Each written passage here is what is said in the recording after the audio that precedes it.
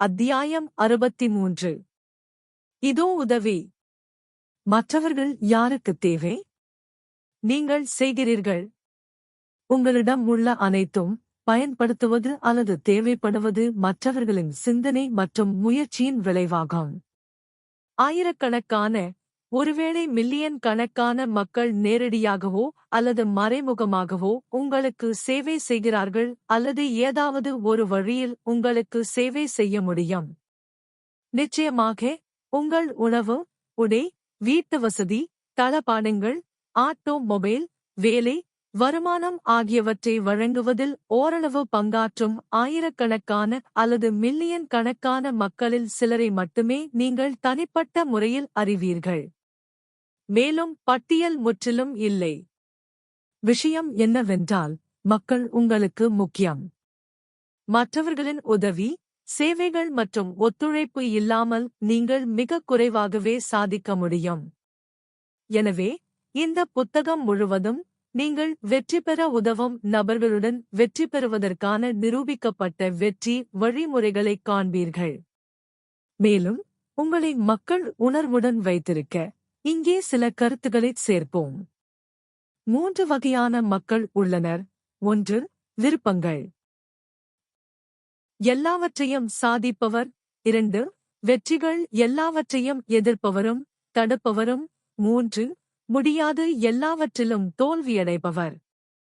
நீங்கள் மக்களை வில்ஸ், வாண்டியஸ் மற்றும் கேண்டியஸ் என வகைப்படுத்தும்போது, சிறிது பயிற்சியுடன் இது எளிதானது.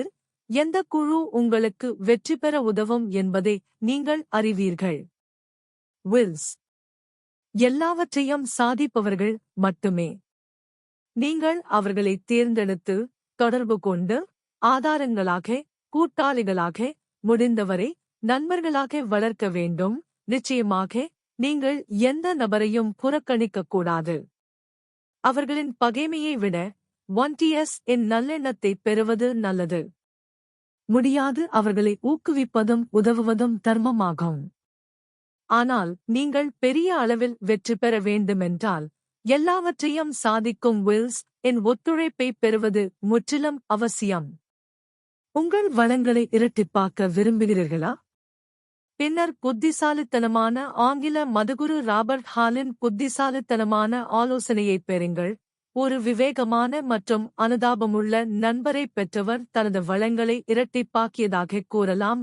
இதன் விளைவாக, மற்றொரு புத்திசாலி மற்றும் ஒத்துழைக்கும் நண்பரைச் சேர்ப்பதன் மூலம் உங்கள் வளங்களை 3 மடங்காக உயர்த்துவீர்கள். நீங்கள் அத்தகைய 100 நண்பர்களைப் பெற்றால், உங்கள் வளங்களை பிரமிட் செய்து, உங்கள் செல்வாக்கையும் சக்தியையும் 100 மடங்கு அதிகரிப்பீர்கள். பிரமிட் வளங்கள் மற்றும் செல்வாக்கு மற்றும் சக்தியை அதிகரிப்பது நிரூபிக்கப்பட்ட வெற்றி முறைகள். உயரம். எப்படி? வில் குழுவில் நண்பர்கள் மற்றும் கூட்டாளிகளைப் பெறுங்கள். ஒவ்வொரு வணிகம் அல்லது அமைப்பின் உச்சியில் உள்ளவர்களுக்கு சக்தி வாய்ந்த நண்பர்கள் உள்ளனர். அவர்கள் அங்கு செல்லவும், அவர்களை அங்கே வைத்திருக்கவும் உதவினார்கள். மேலே. நவீன வணிகம் மற்றும் நவீன வாழ்க்கை என்பது மக்களின் சிக்கலான கட்டமைப்பைச் சார்ந்துள்ளது. ஒவ்வொன்றும் ஒருவருக்கொருவர் முழு வெற்றிக்கும் பங்களிக்கின்றன. தனிமையானவர் தனது வசதியான பின்வாங்கல் கூட்டில் பின்தங்கியுள்ளார். வெற்றிகரமான மக்களிடையே ஒரு பழமொழி உண்டு. நண்பர்கள் இல்லாத நபர் தனக்கு திறமை இல்லை, ஆற்றல் இல்லை, செல்வாக்கு இல்லை, சக்தி இல்லை என்பதை உறுதிப்படுத்துகிறார். ஒரு தனிமையான கலைஞர் தனது அறையில் தனியாக வேலை செய்வது விதிவிலக்காக இருக்கலாம். ஆனால் அப்போதும் கூட, அவர் எப்போதாவது தனது தலைசிறந்த படைப்புகளுக்கு ஏதேனும் இருந்தால், புகழையும் செல்வத்தையும் அடைய வேண்டுமென்றால், பலரின் ஏற்பு, ஒப்புதல் மற்றும் பாராட்டுகளைப் பெற வேண்டும். வாழும் கலை என்பது புதிய நண்பர்களை உருவாக்கும் திறன் என்று கூறப்படுகிறது. வாழும் கலைக்கு அதைவிட அதிகமாக உள்ளது. ஆனால் புதிய நண்பர்களை உருவாக்குவது குறிப்பாக எல்லாவற்றையும் சாதிக்கும் விருப்பமுள்ளவர்கள் மத்தியில் நிரூபிக்கப்பட்ட வெற்றி முறையாகும். அதை நீங்கள் உங்கள் சொந்த ஆபத்தில் புறக்கணிக்கிறீர்கள். ஏனெனில் உங்களுக்கு இருக்கும் கூட்டாளிகள் மற்றும் நண்பர்களின் வகையைப் பொறுத்து நீங்கள் தீர்மானிக்கப்படுகிறீர்கள்.